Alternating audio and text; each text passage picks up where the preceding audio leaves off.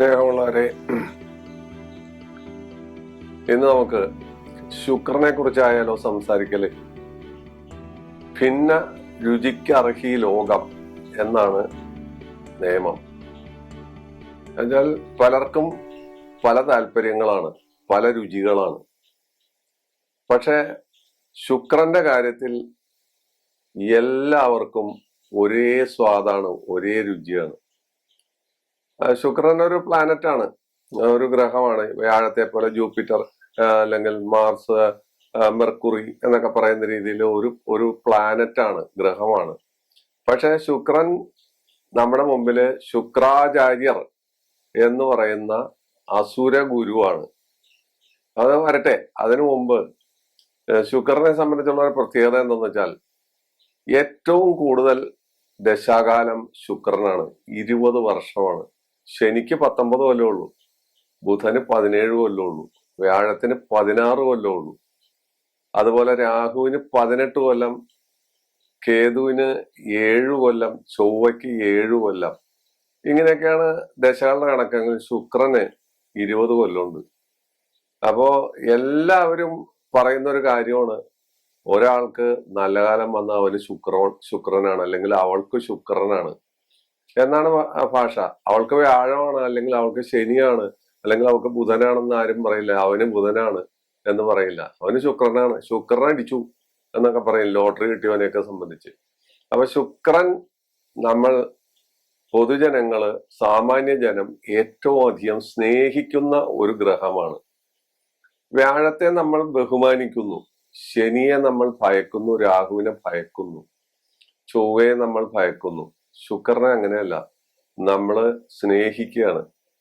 തന്നെയല്ല, ശുക്രനൊരു പ്രത്യേകതയുണ്ട്. 6, 7, 10 ചന്ദ്രനെ ആസ്പദമാക്കി നിൽക്കുന്ന ആ ഭാവങ്ങൾ മാത്രമേ അയാൾ കുഴപ്പക്കാരനാവുള്ളൂ. അതുപോലെ അഷ്ടമത്തിലും 12ലും ഒരു ഗ്രഹവും ഗുണം തരില്ല. പക്ഷെ ശുക്രൻ ഗുണം തരുന്ന ഒരു ഗ്രഹമാണ്. അപ്പൊ ശുക്രനെ സംബന്ധിച്ച് നമുക്ക് ഒരുപാട് കാര്യങ്ങൾ ഇങ്ങനെ തമാശ രൂപത്തിലും വളരെ രസകരമായിട്ടും പറയാവുന്നതാണ്.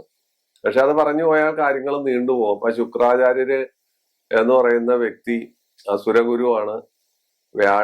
വ്യാഴത്തിന് ഇദ്ദേഹത്തോട് ശത്രുതയുണ്ട്. പക്ഷെ ഇദ്ദേഹവും വ്യാഴവും തമ്മിൽ നോക്കുമ്പോൾ അദ്ദേഹത്തിന് സമനാണ്. ആ ശത്രുത്വത്തിൽ ഇയാള് സമനാണ് വ്യാഴത്തിനോട്. പക്ഷെ വ്യാഴം ശത്രുവാണ്. അങ്ങനെയൊക്കെയുള്ള കാര്യങ്ങൾ അവിടെ ഉണ്ട്. അതിന് കാര്യമുണ്ട്, കാരണമുണ്ട്, മറ്റു കഥകളുണ്ട്, പുരാവൃത്തങ്ങളുണ്ട്. അപ്പൊ ശുക്രാചാര്യരുടെ കയ്യില് പല സംഗതികളുണ്ട്. പ്രധാനമായിട്ട് പറയുകയാണെങ്കിൽ മഹാമൃത്യുഞ്ജയ മന്ത്രം അയാളുടെ കയ്യിലുണ്ട്. അതുപോലെ മൃതസജീവനി അയാളുടെ കയ്യിലുണ്ട്. കാരണം അതിന്റെ എല്ലാം കഥ പലർക്കും അറിയാം. പക്ഷെ ഇത് തൊട്ട് തലോടി പോകുന്നു എന്ന് മാത്രമേ ഉള്ളൂ. ശുക്രാചാര്യര് വലിയൊരു ആശ്രമം തീർത്ത് ആ ആശ്രമത്തിലാണ് ഇരിക്കുന്നത്. അപ്പോ അവിടേക്ക് ദേവന്മാർക്കൊന്നും കടക്കാൻ പറ്റില്ല. ആ ഭാഗത്തേക്ക് അടുപ്പിക്കാൻ അയാൾ സമ്മതിക്കില്ല. കാരണം ഇയാളുടെ കയ്യിൽ എല്ലാ സംഗതികളും ഉണ്ട്. പാലാഴിമതനം നടക്കുന്ന സമയത്ത് ഇന്ദ്രൻ, ഏറ്റവും അസൂയാലു ഇന്ദ്രനാണല്ലോ. അത് മഹാഭാരതത്തിലൊക്കെ നമുക്ക് കാണാം. കർണനെ ചതിച്ചതും അതുപോലെ പല വിദ്യകൾ, തന്റെ മകന് വേണ്ടി കർണനെ ബലിയാടാക്കിയതൊക്കെ ഇന്ദ്രനാണ്. ഇന്ദ്രന്റെ കയ്യിൽ അസൂയ മാത്രമേ ഉള്ളൂ എന്ന് നമുക്കറിയാം.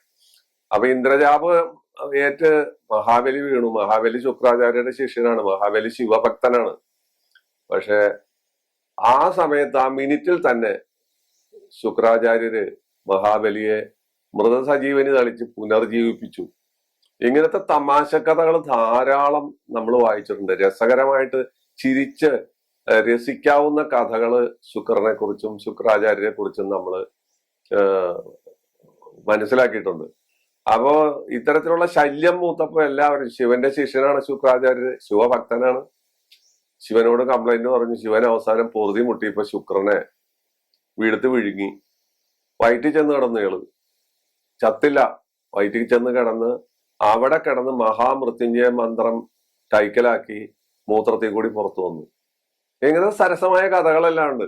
അപ്പൊ അത്രയും കേമനാണ് ഈ ശുക്രനും ശുക്രാചാര്യരും. പക്ഷെ നമ്മളെ സംബന്ധിച്ച് ശുക്രൻ ഒരു പ്ലാനറ്റ് ആണ്. ആ പ്ലാനറ്റിനെ കുറിച്ചാണ് നമ്മൾ സംസാരിക്കുന്നത്. നമ്മളെ ശാസ്ത്രീയമായ കാര്യങ്ങളാണ് പറയുന്നത്. പക്ഷെ അതിനകത്ത് ഈ പുരാവൃത്തം കലർത്തി എന്ന് മാത്രമേ ഉള്ളൂ.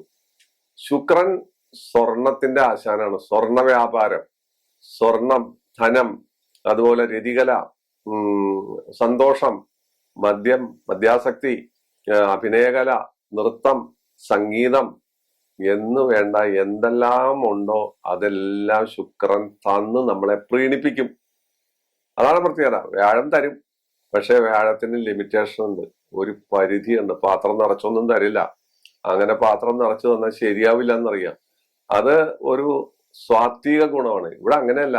സ്വാത്വിക ഗുണമല്ല, രജോ ഗുണമല്ല, തമോ ഗുണമാണ് ഇവിടെ ശുക്രൻ തരുന്നത്. നമുക്ക് ശുക്രൻ നന്നായാൽ, ചീത്തയായാലോ അതിനപ്പുറമാണ്. കോഴിമുട്ട നല്ല വസ്തുവാണ്, അത് കേടായാൽ എങ്ങനെ വരും? പാല് നല്ല വസ്തുവാണ്, അത് കേടായാൽ എന്തായിരിക്കും സ്ഥിതി? എന്നതുപോലെ ശുക്രൻ മോശമായാൽ, ഇപ്പൊ കർക്കിടക ലഗ്നത്തിനൊക്കെ ശുക്രൻ പാപനാണ്. അവർക്കൊന്നും ശുക്രനെ ഇന്ന് ഒരു ചുണ്ണാമ്പും കിട്ടില്ല.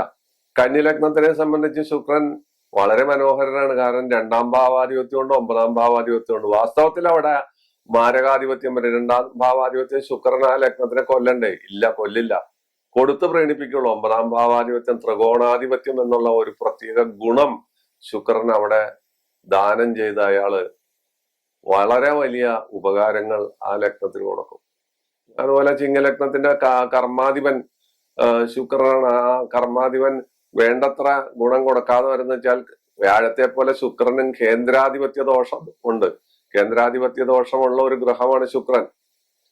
4, 7, 10 ഒക്കെ ആധിപത്യം വന്നാൽ അത് കേന്ദ്രാധിപത്യ ദോഷമാണ്, അത് ദോഷം ചെയ്യും. പക്ഷേ ശുക്രൻ മൗഢ്യം വന്നാലും ബലമുള്ള ഒരു ഗ്രഹമാണ്. അതാണ് അതിന്റെ രസം. മൗഢ്യമുള്ള ശുക്രൻ ഒറ്റ കാര്യത്തിൽ മാത്രമേ കുഴപ്പമുണ്ടാക്കുള്ളൂ, അത് രതികല. വിവാഹം വേണ്ടാന്ന് പറയും, സന്യാസിയായിട്ട് നടക്കും, അല്ലെങ്കിൽ കല്യാണം കഴിക്കാതെ നടക്കും ശുക്രന് മൗഢ്യമുള്ള ആളുകൾ. ഈ ഗൗഡ സാരസ്വത സമുദായക്കാര് അവരുടെ സന്യാസിമാരെ തെരഞ്ഞെടുക്കുന്നത് ജാതകം പരിശോധിച്ചിട്ടാണ്. എന്നുവെച്ചാൽ സന്യാസിമാരെ വഴിതെറ്റരുത്. നമ്മുടെ ഇപ്പൊ നാട്ടിൽ കാണുന്ന സന്യാസിമാരെ നമുക്കറിയാം, പല സന്യാസിമാരുടെയും വിക്രിയകൾ നമുക്കറിയാം. അതില്ലാതിരിക്കാൻ അവര് ജാതകം പരിശോധിക്കും. ജാതകം പരിശോധിക്കുമ്പോൾ ശുക്രന് മൗഢ്യമുള്ള ആളുകളെ അവർ സന്യാസിമാരായിട്ട് സെലക്ട് ചെയ്യുള്ളൂ. അതെന്തെന്ന് വെച്ചാൽ അതിന്റെ സാങ്കേതിക വശം നമുക്ക് മനസ്സിലാവും. കാരണം അത്തരക്കാര് ഇങ്ങനെയുള്ള വേണ്ടാധീനങ്ങളിലൊന്നും ചെന്ന് പെടാതിരിക്കാൻ വേണ്ടിയിട്ടാണ് അവരത് ചെയ്യുന്നത്.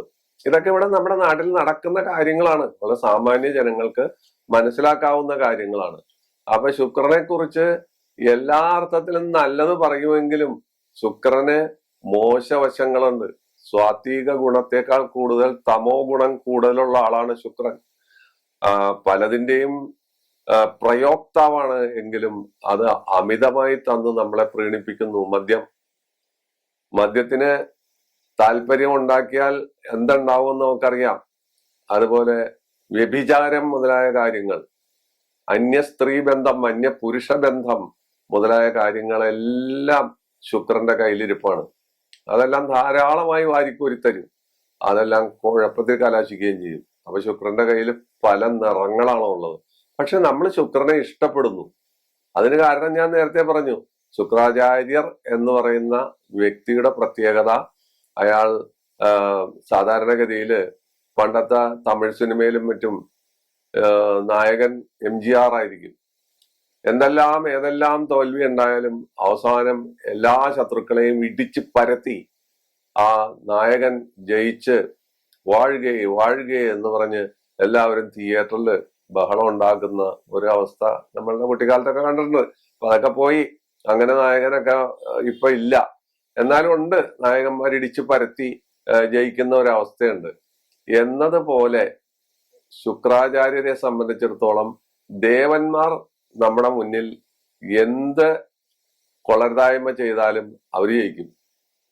ആ സ്ഥലത്താണ് ശുക്രാചാര്യരുടെ റോള് വരുന്നത്. അങ്ങനെ അങ്ങോട്ട് ജയിക്കാൻ വരട്ടെ, ഞാനിവിടെ ഉണ്ട് എന്നുള്ള ഒരു സംസാര രീതിയാണ് ശുക്രന്റെ കയ്യിൽ നിന്നും ശുക്രാചാര്യരുടെ കയ്യിൽ നിന്നും ഉള്ളത്. ശുക്രൻ ശുഭനാണ്, പാപനല്ല, ശുഭനാണ്, ശുഭഗ്രഹമാണ്. വ്യാഴത്തെ പോലെ ശുഭഗ്രഹമാണ്. അയാൾ ശുഭനായിട്ടാണ് നമ്മൾ കണക്കാക്കുന്നത്. അയാളുടെ സ്വക്ഷേത്രം എടവവും തുലാവുമാണ്. നീചക്ഷേത്രം ബുധന്റെ ക്ഷേത്രമായ കന്യാണ്. നീചത്തിലെ ശുക്രൻ 7ാം ഭാവാധിപത്യമൊക്കെ വഹിച്ചാൽ വളരെ വലിയ പ്രശ്നങ്ങൾ ഉണ്ടാക്കും.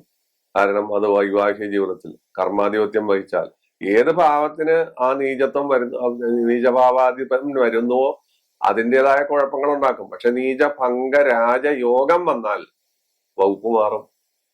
ആ ശുക്രൻ നേരെ തിരിഞ്ഞു വരും, എന്നുവെച്ചാൽ ഗുണഫലദായകനായിട്ട് മാറും. ഇതൊക്കെ ഓർത്തിരിക്കണം.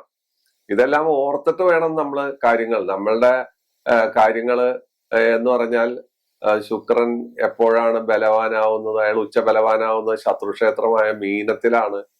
3, 4, 6, 12 ഭാവങ്ങളിൽ നിന്നാൽ അയാൾ ബലവാനാണ്. ചന്ദ്രനോട് കൂടി നിന്നാൽ, സൂര്യന്റെ മുന്നിൽ നിന്നാൽ അയാൾ ബലവാനാണ്. ഇങ്ങനെയൊക്കെയുള്ള ഒരുപാട് തിയറികളുണ്ട്. അപ്പൊ നമ്മൾ അത്ര വലിയ തിയറികളിലേക്കോ അല്ലെങ്കിൽ അത്ര വലിയ കാര്യങ്ങളിലേക്കൊന്നും പോകുന്നില്ല.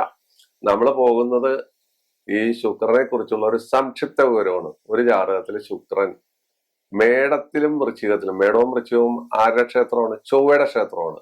അപ്പോ ആ മേടത്തിലും വൃശ്ചികത്തിലും ശുക്രൻ നിന്നാൽ അത് നല്ലതല്ല. പുരുഷനാണെങ്കിൽ പരസ്ത്രീ പ്രസക്തി, സ്ത്രീയാണെങ്കിൽ അന്യപുരുഷ പ്രസക്തി. അതുപോലെ വ്യവസായ പ്രമുഖതയുണ്ടെങ്കിലും പറ്റിക്കുക എന്നുള്ള ലക്ഷ്യം. അതുപോലെ ഒരുപാട് കാര്യങ്ങളുണ്ട്. സത്യസന്ധത ഇല്ലാതിരിക്കുക, മാനസികമായിട്ട് അവര് മറ്റുള്ളവരെ പീഡിപ്പിക്കുക, മറ്റുള്ളവരുടെ മുമ്പിൽ അവർ ഒരു ക്രൂര കഥാപാത്രമായി മാറുക മുതലായ കാര്യങ്ങൾ ഈ സമയത്ത് ഇങ്ങനെ വൃശ്ചികത്തിലോ അല്ലെങ്കിൽ മേടത്തിലോ ശുക്രൻ നിന്നാൽ ഉണ്ടാകും. ഭാര്യ ഭർത്തൃ ബന്ധത്തിലും സുതാര്യത കുറവുണ്ടാവും. കാര്യം അന്യ സ്ത്രീ പ്രസക്തി, അന്യ പുരുഷ പ്രസക്തി മുതലായ കാര്യങ്ങൾ ഇവിടെ വന്നെത്താം. ഇനി നമുക്ക് ഇടവവും തുലാമും ആണ് ഇയാളുടെ സ്വക്ഷേത്രം. ആ ഇടവത്തിലോ തുലാത്തിലോ ശുക്രൻ നിന്നാൽ അത് വളരെ നല്ലതാണ്. ഔദ്യോഗികമായ പദവി, ജനത്തിന്റെ മുന്നിൽ നേതൃഗുണം, സ്വർണം, ധനം, ഐശ്വര്യം, മദ്യാസക്തി, സംഗീതം, നൃത്തം, കല എന്ന് വേണ്ട ഒരുപാട് ഗുണങ്ങള് അയാൾ കൊടുത്തു കളയും, കൊടുത്ത് പ്രകടിപ്പിക്കുകയാണ്. ഇനി മിഥുനവും കന്നിയും എടുക്കാം. മിഥുനത്തിൽ ശുക്രൻ എന്നാൽ അറിവ്, വിദ്യ, നിഗൂഢശാസ്ത്രം, ജ്യോതിഷം, അതുപോലെ വക്കീൽ പണി, എഴുത്തുകാരൻ, അധ്യാപകൻ മുതലായ കാര്യങ്ങളെല്ലാം ഉണ്ടാകും. പക്ഷെ കന്നി നീചക്ഷേത്രമായതുകൊണ്ട് കന്നിയിൽ ശുക്രൻ നീചഭംഗമില്ലാതെ നിന്നാൽ അയാൾ മാനസികമായി വല്ലാത്തൊരവസ്ഥയിലെത്തുന്നയാളും അന്യ പുരുഷ അന്യ സ്ത്രീ പ്രസക്തി, അതുപോലെ പ്രവൃത്തികളിലെല്ലാം വളവ് തിരിവുകൾ, ചെയ്യുന്ന പ്രവൃത്തികളെല്ലാം അനുചിതമാകുക മുതലായ കാര്യങ്ങൾ, ഒരുപാട് കാര്യങ്ങളുണ്ട്. ഞാൻ 1-2 കാര്യങ്ങൾ മാത്രമേ തൊടുന്നുള്ളൂ സാമാന്യ ജനത്തിന് പെട്ടെന്ന് മനസ്സിലാവാനായിട്ട്. അപ്പോ മിഥുനവും കന്നിയും, മിഥുനത്തിൽ നല്ലതാണ്. കന്നിയില് ശുക്രൻ നീചനായിട്ട് നിന്ന് നീചഭംഗം ഉണ്ടെങ്കിൽ അയാൾ ഔദ്യോഗികമായിട്ടും മറ്റെല്ലാ കാര്യത്തിലും മറ്റുള്ളവരെല്ലാം വെട്ടിയിരുത്തി രാജപദവിയിലെത്തും. അതായത് നീചം മാത്രമായിട്ട് നിൽക്കണം, നീചഭംഗമില്ലാതെ വന്നാൽ അത് ഗുണമല്ല. കർക്കിടകം ശുക്രൻ ഇഷ്ടപ്പെട്ട ക്ഷേത്രമല്ല. അത് കർക്കിടകത്തിലെ ശുക്രൻ അത് പാപനാണ്. അല്ലെങ്കിൽ കർക്കിടക ലഗ്നത്തിന് ശുക്രൻ പാപനാണ്. അപ്പോ അത് 2 വിവാഹയോഗം, 2 ഭർത്താക്കന്മാർ, 2 ഭാര്യമാർ, അതുപോലെ ഗർവ്, അഹങ്കാരം, ദുഃഖം മുതലായ കാര്യങ്ങൾ ഉണ്ടാക്കുന്ന ഒരു അവസ്ഥയാണ് കാണാറുള്ളത്. ചിങ്ങം ആദിത്യന്റെ ക്ഷേത്രമാണ്. കർക്കിടകം ചന്ദ്രന്റെ ക്ഷേത്രമാണ്, ചിങ്ങം ആദിത്യന്റെ ക്ഷേത്രമാണ്. പക്ഷെ അയാൾ സ്ത്രീകളിൽ നിന്ന് ധനം ലഭിക്കുന്നവനും ധനവാനും, ഭാര്യ, നല്ല ഭർത്താവ്, സൗന്ദര്യം, കലാബോധം, ഉറച്ച മനസ്ഥിതി മുതലായ കാര്യങ്ങൾ ചിങ്ങത്തിലെ ശുക്രൻ. ഒരുപാട് കാര്യങ്ങളുണ്ട്, വളരെ കുറച്ച് മാത്രം പറയുന്ന വെച്ചാൽ ഈ എപ്പിസോഡ് വലുതാവാതിരിക്കാൻ വേണ്ടിയാണ്. അപ്പോ നമ്മൾ പല ക്ഷേത്രങ്ങളും പറഞ്ഞു. ചൊവ്വയുടെ ക്ഷേത്രം പറഞ്ഞു, അത് കഴിഞ്ഞിട്ട് ശുക്രന്റെ സ്വക്ഷേത്രം പറഞ്ഞു. ഈ 2 വെച്ച് പറയാണ് വേഗത്തിൽ തീരാൻ വേണ്ടി. അതുപോലെ മിഥുനവും കന്നിയും പറഞ്ഞു, ചന്ദ്രന്റെ ക്ഷേത്രമായ കർക്കിടകം പറഞ്ഞു, സൂര്യന്റെ ക്ഷേത്രം പറഞ്ഞു. ഇനി നമുക്ക് പറയാനുള്ളത് വ്യാഴത്തിന്റെ ക്ഷേത്രമാണ്. ധനുവും മീനവുമാണ്. ധനു മീനം ക്ഷേത്രങ്ങള് വ്യാഴത്തിന്റെ ക്ഷേത്രമാണ്. വ്യാഴത്തിന് ശുക്രനോട് ശത്രുത ഉണ്ടെങ്കിലും ശുക്രൻ വ്യാഴത്തിന് സമനാണ്. അങ്ങനെ വരുമ്പോൾ ധനുവിൽ ശുക്രൻ നിന്നാൽ അയാൾ ഉന്നത വിദ്യ, സ്ഥാനമാനങ്ങൾ, ഔദ്യോഗിക പദവി, മറ്റു കാര്യങ്ങളെല്ലാം അയാൾക്ക് ലഭിക്കുന്നു. ശുക്രന്റെ ഉച്ചക്ഷേത്രമാണ് മീനം, അതും വ്യാഴത്തിന്റെ ക്ഷേത്രമാണ്. അത്തരക്കാരും ഈ പറയുന്ന വലിയ കലാകാരന്മാര്, സിനിമാ നടന്മാര്, അതിലെ മന്ത്രിസ്ഥാനം, MLA പദവി, പഞ്ചായത്ത് പ്രസിഡന്റ് എന്ന് വേണ്ട നാനാ പ്രകാരമുള്ള ഗുണങ്ങളാണ് അവിടെ നിന്നാൽ തരുന്നത്. പിന്നെ മകരവും കുംഭവും ശനിയുടെ ക്ഷേത്രമാണ്. അവിടെ ശുക്രന് ഗുണകരമായ അവസ്ഥയല്ല. പുരുഷനാണെങ്കിൽ അന്യ സ്ത്രീ പ്രസക്തി, വേശ്യ ബന്ധം, സ്ത്രീക്കും അതുപോലെ തന്നെയുള്ള കാര്യങ്ങൾ, അതുപോലെ കൊടുക്കൽ വാങ്ങലുകളിൽ സത്യസന്ധതയില്ലാതെ വരിക, പണാപഹരണത്തിൽ പെടുക എന്ന് വേണ്ട നമുക്ക് ഇഷ്ടപ്പെടാത്ത ഒരുപാട് സംഭവങ്ങൾ, നമുക്ക് പറയാൻ പറ്റാത്ത ഒരുപാട് സംഭവങ്ങൾ ഇതുമായിട്ട് ബന്ധപ്പെട്ട് നമുക്ക് പറയാൻ പറ്റും. ശത്രുക്ഷേത്രത്തിൽ പോലും മികച്ച പ്രകടനം കാഴ്ചവെക്കുന്ന ശുക്രന്റെ പ്രത്യേകത നമ്മൾ കണ്ടു കഴിഞ്ഞു. അതുപോലെ ശുക്രന്റെ ശത്രുക്കളാണെങ്കിൽ ഗുരു, പക്ഷെ ശുക്രന് അത് സമനാണ്. രവി, ചന്ദ്രൻ, ഇവരെല്ലാം ശുക്രന്റെ ശത്രുക്കളാണെങ്കിലും അയാൾ അതെല്ലാം മറന്ന് അയാളുടെ നിലപാട് വിട്ടിട്ടാണ് നമുക്ക് ഗുണഫലം തരുന്നതും ദോഷഫലം തരുന്നതും. അതാണ് ശുക്രന്റെ പ്രത്യേകത. വ്യാഴത്തിനെ പോലെ അല്ല ശുക്രൻ, ആ ഒരു രീതിയല്ല, നേരെ തിരിഞ്ഞ ആസ്പെക്ട് ആണ്. ശുക്രൻ യോഗങ്ങൾ തരും. ശുക്രൻ പഞ്ചമഹാ പുരുഷയോഗമായ മാളവ്യയോഗം, കല, സൗന്ദര്യം, പുരുഷനാണെങ്കിൽ സ്ത്രീകളുടെ ചേഷ്ടകളെ അനുകരിക്കുക, നൃത്തം, സംഗീതം, അതുപോലെ വലിയ വലിയ പാട്ടുകാരുടെയൊക്കെ ജാതകം എടുത്ത് പരിശോധിച്ചു കഴിഞ്ഞാൽ അടുത്ത് മാളവ്യയോഗം ഉണ്ടാവും. കാരണം അവരെല്ലാം, അതുപോലെ കലാകാരന്മാരെ മുഴുവൻ നമ്മൾ എടുത്ത് പരിശോധിക്കുമ്പോൾ ഭൂരിഭാഗം പേർക്കും അത്തരത്തിലുള്ള കാര്യങ്ങളാണ്. സുനഭായോഗത്തിലെ പങ്കാളിയാണ്. ചന്ദ്രന്റെ 2-ൽ ശുക്രൻ നിന്നാൽ, ചന്ദ്രന്റെ കേന്ദ്രത്തിൽ ശുക്രൻ നിന്നാൽ ശരഭയോഗം വരും. അത് ദീർഘായുസ്, ശത്രുകുലനാശം. ചന്ദ്രന്റെ 12-ൽ ശുക്രൻ നിന്നാൽ അനഭായോഗം വരും. ചന്ദ്രന്റെ ലഗ്നത്തിന്റെ 10-ൽ ശുക്രൻ നിന്നാൽ അമലായോഗം വരും. ചന്ദ്രന്റെ 12-ൽ നിന്നാൽ അനഭായോഗം വരും. ഇങ്ങനെ അനേകം യോഗങ്ങളുടെ പ്രയോക്താവാണ് ശുക്രൻ. അയാൾ പ്രയോക്താവാണ്. അയാൾക്ക് ബലം ഉണ്ടാവണം, അയാൾക്ക് ഇഷ്ടപ്പെട്ട ക്ഷേത്രമായിരിക്കണം, അയാളുടെ സ്ഥിതിഗതി നീചവും മറ്റും ഇല്ലാതെ, മൗഢ്യവും മറ്റും ഇല്ലാത്ത അവസ്ഥയായിരിക്കണം. ഇങ്ങനെയൊക്കെ വന്നാൽ ഏറ്റവും വലിയ ഫലദായകനാണ് ശുക്രൻ എന്ന് പറയുന്ന പ്ലാനറ്റ്, ഗ്രഹം. നമ്മൾ ആ പ്ലാനറ്റിലേക്ക് വന്നു. നമ്മൾ പുരാണ കഥയിൽ തുടങ്ങി ആ ശാസ്ത്രീയമായ അവസ്ഥയിലേക്ക് വന്നു. അപ്പൊ അയാള് തരുന്ന ഈ ഗുണങ്ങൾക്കൊന്നും വ്യാഴം തരുന്ന ഗുണത്തിന്റെ ആ ഒരു പ്രത്യേക, വ്യാഴം തന്നാൽ അത് എന്നേക്കുമായി തരികയാണ്. ശുക്രൻ തന്നാൽ എന്നേക്കുമായിട്ടല്ല തരുന്നത്, താൽക്കാലികമായിട്ടായിരിക്കും. പറ്റാത്ത അവസ്ഥ വന്നാൽ ഇതെല്ലാം അയാൾ പിൻവലിക്കുകയും ചെയ്യും. ഇങ്ങനെയൊക്കെയുള്ള കാര്യങ്ങളുണ്ട്. കാരണം ഒരു കയറ്റം, ആ കയറ്റം കഴിഞ്ഞിട്ട് ശുക്രദശയിലായിരിക്കും ചിലപ്പോൾ ആ കയറ്റം കയറുന്നത്. ആദിത്യദശ വരുമ്പോ നേരെ കീഴ്പോട്ട് പോകും. ഇല്ലെങ്കിൽ ശുക്രദശയിൽ അയാൾക്ക് ഇഷ്ടപ്പെടാത്ത അപഹാരം വരുമ്പോ നേരെ നിലം പൊത്തും. അപ്പൊ അവിടെ കാര്യമായ ഒരു ഗ്യാരണ്ടിയോട് കൂടിയല്ല തരുന്നത് ഗംഭീരമായിട്ട് തരും, നമ്മളെ സന്തോഷിപ്പിക്കും, ഉന്മാദാവസ്ഥയിലാക്കും. പക്ഷെ ചില പ്രത്യേക സാഹചര്യത്തിൽ അയാളുടെ പ്രവൃത്തികൾ നേരെ തിരിച്ചും വരും. അസുരഗുരുവാണ്. ദേവഗുരുവിന് സ്വാത്വികത്വം കൂടും, അസുരഗുരുവിന് തമോ ഗുണം കൂടും. ഈ 2 ആസ്പെക്റ്റ് ആണ് നമ്മള് ശുക്രനെ കുറിച്ച് ചിന്തിക്കേണ്ടതും നമ്മൾ മനസ്സിലാക്കേണ്ടതും. പക്ഷെ നമ്മളേവരും ശുക്രനെ എല്ലാ അർത്ഥത്തിലും ഇഷ്ടപ്പെടുന്നു, സ്നേഹിക്കുന്നു, വാക്കുകൊണ്ടും പ്രവൃത്തി കൊണ്ടും നമ്മുടെ അനുഭവം കൊണ്ടും.